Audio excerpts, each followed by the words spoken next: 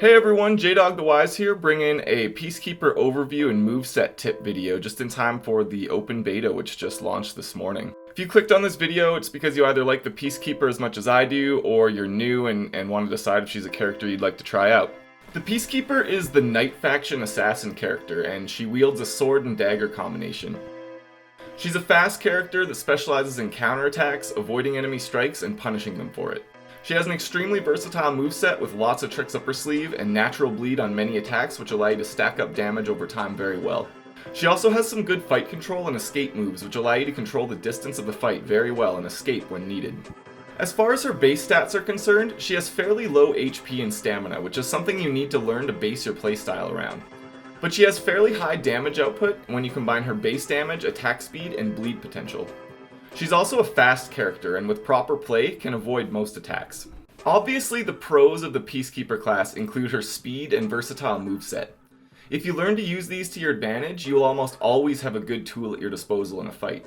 Her bleed potential is far higher than even the Nobushi if you know how to pull it off, and her selection of feats for Dominion offer a lot of different build potential. Her low stamina and HP, however, combined with low defense, make her a very squishy character.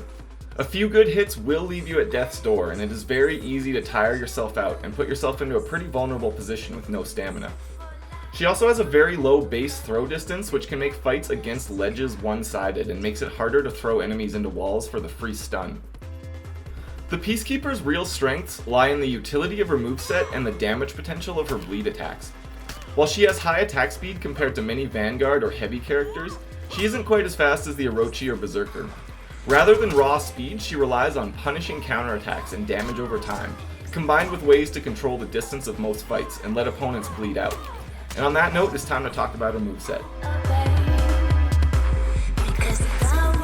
She has three basic attack chains: light-heavy, light-light-heavy, and heavy-heavy. Her light attacks create an infinite chain, and the ability to finish any combo with a heavy makes her basic attack moveset quite versatile. Her first special attack is the Slipping Lunge.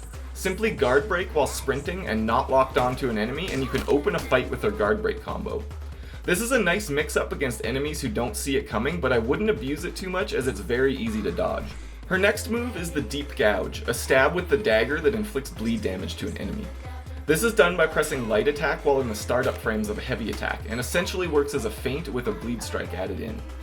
It can also be activated by pressing light attack right after connecting with any heavy attack, allowing you to stack up bleed damage very reliably if you get the timing right. Next is the Dashing Thrust. Exactly like it sounds, it's a jumping forward dash followed by a heavy attack. It's a very useful move that can close distance very well, chase down enemies who are running away, and allow you to inflict unblockable bleed damage by hitting light attack right as you connect with the initial strike.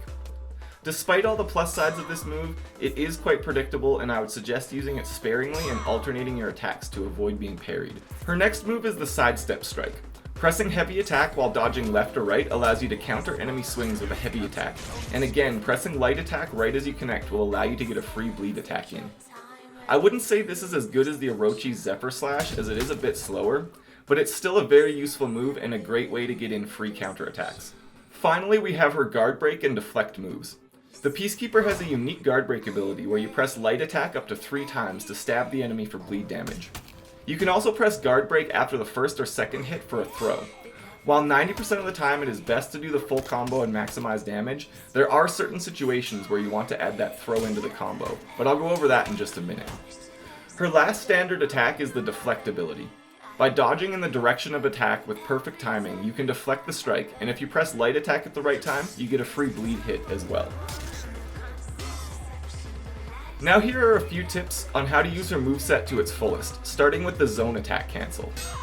The Zone Attack is performed by pressing light and heavy attack simultaneously, and the Peacekeeper can cancel her Zone Attack into a guard break or any combo by pressing the feint button.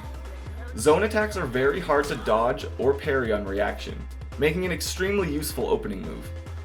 Remember when I said that Dashing Thrust was easily predicted? Use the Zone Attack cancel to mix up your openings and trick your opponent, then move into a guard break or a regular combo.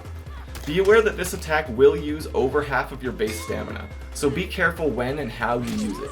Vary this with Dashing Thrust so your opponent can't predict your openings as well. The second tip I have is how to extend your guard break combo.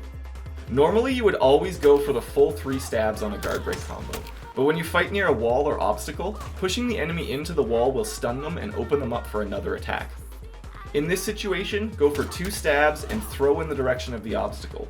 Then close the distance with dashing thrust or a regular heavy attack, and follow with the bleed strike to add quite a bit of damage to your combo.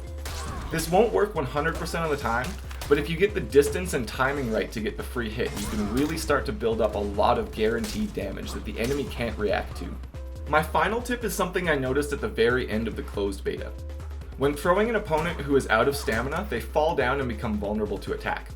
However, the Peacekeeper's throw loses this knockdown ability after the first stab in the combo. When your opponent runs out of stamina, guard break, go for a single stab, and throw to make sure you take advantage of this knockdown effect to get a free heavy attack in while they're on the ground. This is all I have for right now, but I hope this video helps you out in mastering the Peacekeeper. She's an extremely fun hero to play, and I feel she can be used in a lot of different ways, so long as you're smart about how you use her and you vary your attacks to avoid being parried. My next videos will be about how you can build the Peacekeeper for the Dominion game mode, and tips for fighting against the Peacekeeper for anyone interested in learning how to counter her. Leave a like if you found this helpful, and subscribe for more For Honor videos in the future.